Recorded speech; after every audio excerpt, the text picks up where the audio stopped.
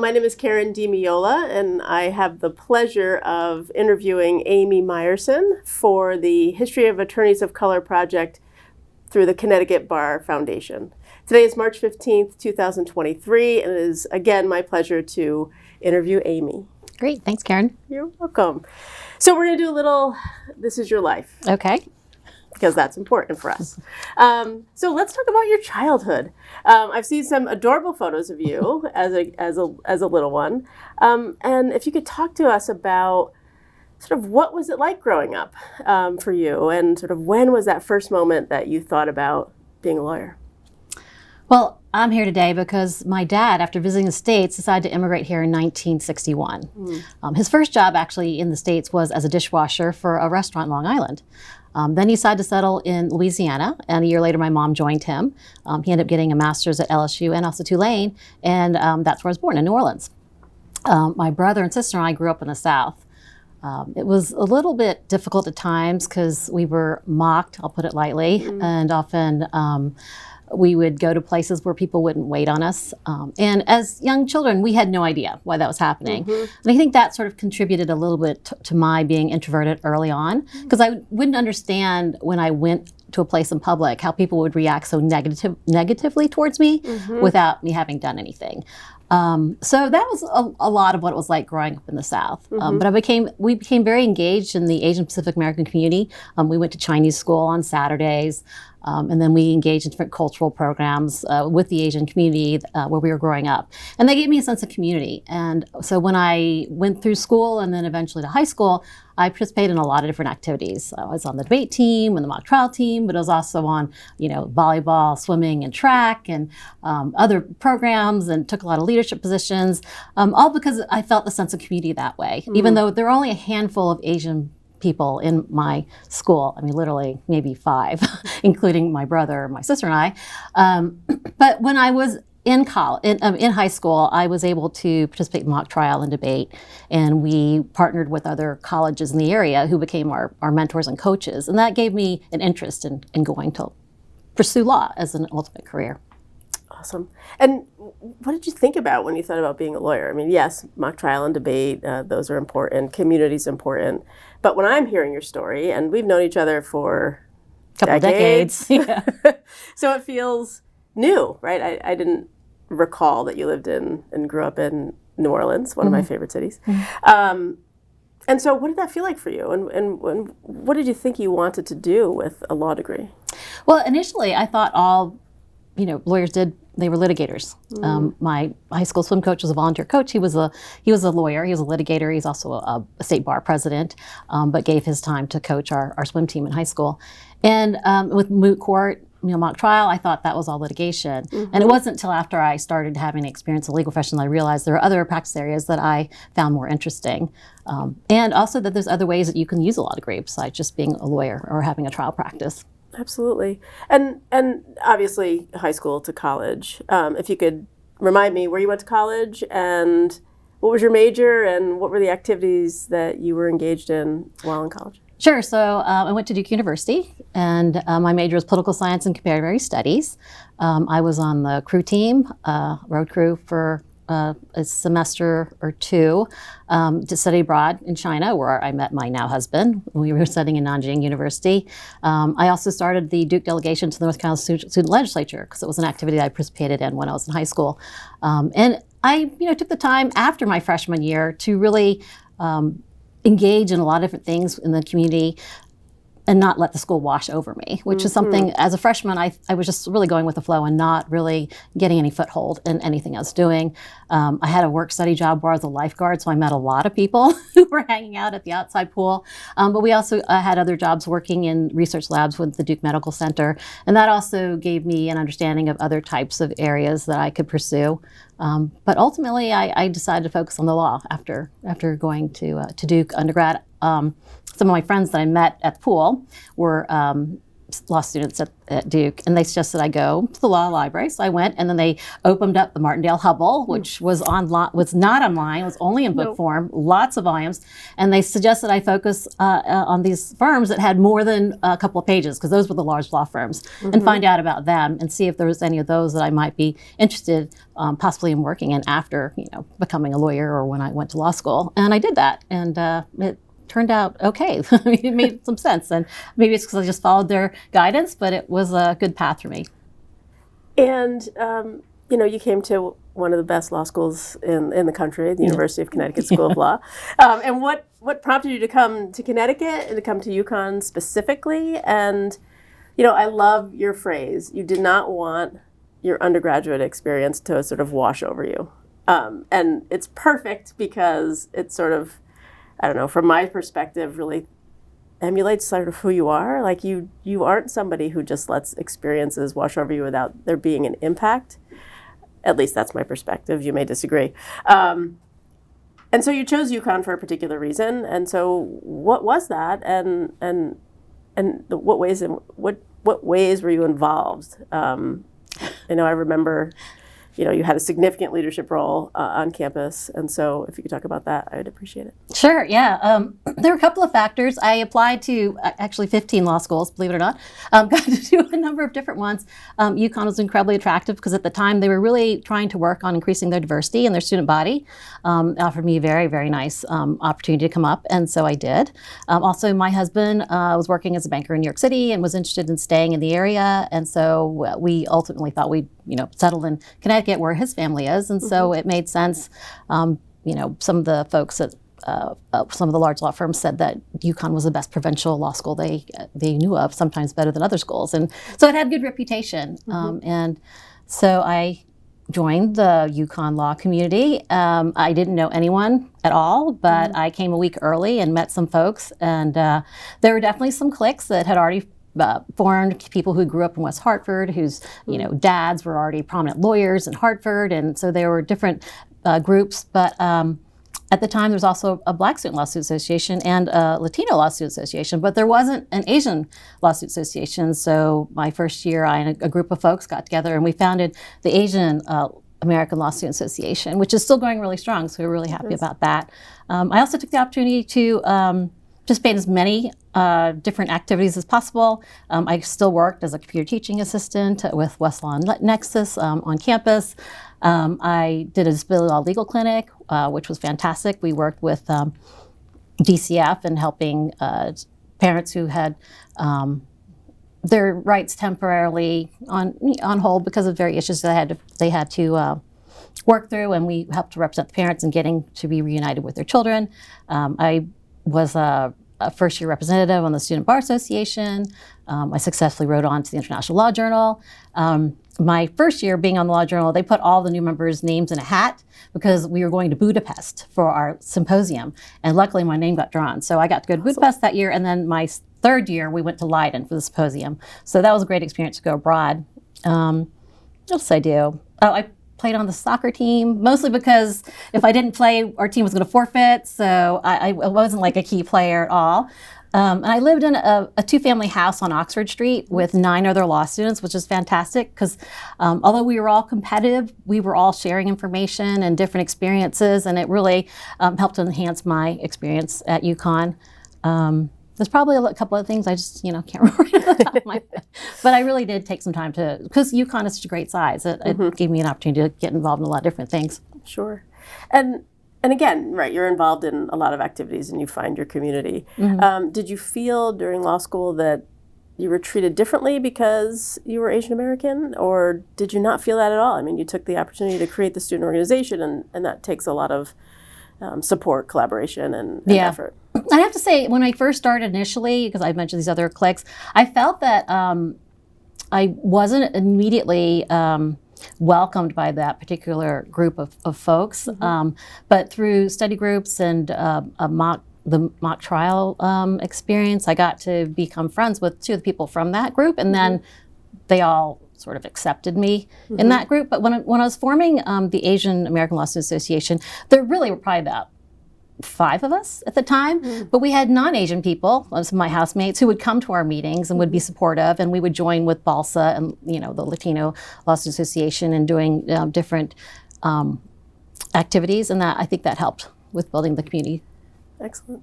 What was it like transitioning out of law school into the legal community? Well, that was a little bit rocky for me. One of my mantras during COVID was, "Don't let perfection be the enemy of the good," and so that was kind of what I had to do. So we were in Leiden for the symposium, and my boyfriend actually proposed to me when we were in Amsterdam. Oh. So then in April, his bank wanted to move him down to Atlanta for the 1996 Olympics. So initially I had been looking about getting jobs in New York City, but then I had to completely switch my focus and taking the bar and moving it all to Georgia. So I had to shift gears, but luckily at the time I was doing a clerkship with Aetna Property and Casualty, which I found through the law school. And some of the attorneys there had some outside counsel in Atlanta. And so they set up a couple of interviews for me down there. And then I have one relative who joined our family when I was a junior in college through marriage. His name was Alvin T. Wong, and he was a litigator in Atlanta, solo practitioner at the time. Now he's a judge. He actually happens to be the first Asian Pacific American judge elected in the Southeast, and that was in 1998. And he continues to serve on the bench as a state court judge in DeKalb County, Georgia. And so he was instrumental in helping me also make connections down at the Atlanta area to get my first job. Great. And how long were you in Atlanta? We were just there from 94 to 99, just enough for the Olympics, and then we got transferred back up to the Northeast. And you took the bar in Connecticut? I took the bar in Georgia. I sat in Georgia, and I had already gotten a job with a small insurance defense firm, and I was sitting second chair for a trial at the time, and the day after I was sworn into the bar, I got to argue motion in limine, which I actually won. So that was actually pretty exciting. But I did take the bar in Georgia, and then I waived into DC, and then 5 years after I was practicing in Georgia, I waived into Connecticut. And what was your practice like? Well, initially I thought I wanted to do corporate. Because I had an opportunity to work for a large international law firm in New York City for a couple of weeks, and there it was a great experience because you worked with different teams, so in different practice areas, and it was really easy for me to see which practice areas I did not like. But I got on a practice team in the corporate department, and we were doing a lot of M&A work and structured finance and things that I really enjoyed a lot. I mean, it was really busy, and we pulled a lot of all-nighters, but I worked with some fantastic attorneys who were great mentors for me, and so I saw corporate law being a great avenue. When I moved to Atlanta, Judge Wong, my uncle, said that it might be a good idea to look into doing some litigation initially, because it's good to understand the litigation side of things and helping to make sure your contracts and the transactional work you do is strong so that it doesn't ultimately lead to litigation. So I spent about a year, 2 years just doing insurance defense work, and that was a very good experience, but then ultimately moved to doing corporate. Okay. And then you came back to Connecticut? Yes, then we were relocated back in 99, and that we moved to Fairfield County, and then my husband commutes to the city. Awesome. And then I got re-involved with the whole Connecticut legal community scene, came back, and then in 2000 started the Connecticut Asian Pacific Bar Association, because we didn't have one here. We did not. We did not, and now we do. Now we do. And so let's shift now and talk about, I'm going to go back to practice in a minute. But if you could talk about the importance of having connection with affinity bar associations, in particular CAPABA, but also other bar associations as well. Yeah, it really made a huge change in my legal career. I actually didn't get very involved with the NAPABA or the Asian Bar until after I graduated from law school. In 1994, when I was going down to look at Atlanta in April, my uncle, Judge Al Wong, invited me to a dinner that they were having where they were getting APA attorneys together to meet with the then president of NAPABA, Brian Sun. And they ultimately formed the Georgia affiliate to NAPABA out of that meeting. And it's the first time that I realized that there were like thousands of other Asian Pacific American attorneys all across the country who were experiencing, racism and bigotry and bias and all these things that I thought that were just, that I was going through. But there were so many similar stories. And at the same time, I was also meeting these icons of legal profession.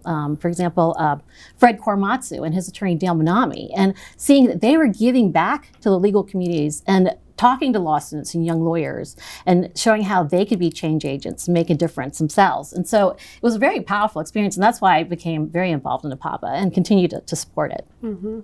And you've had several roles, not only locally in Connecticut, but also nationally. If you could talk about those and the ways in which, in particular, the foundation supports law students who may, Connecticut, we may be a little luckier than some, but some other students across the country, as you know, in particular in the Asian American community, are facing a lot in terms of financial distress, emotional distress, given the anti-Asian hate, and sort of your role as a leader in both NAPABA and both the bar and the foundation.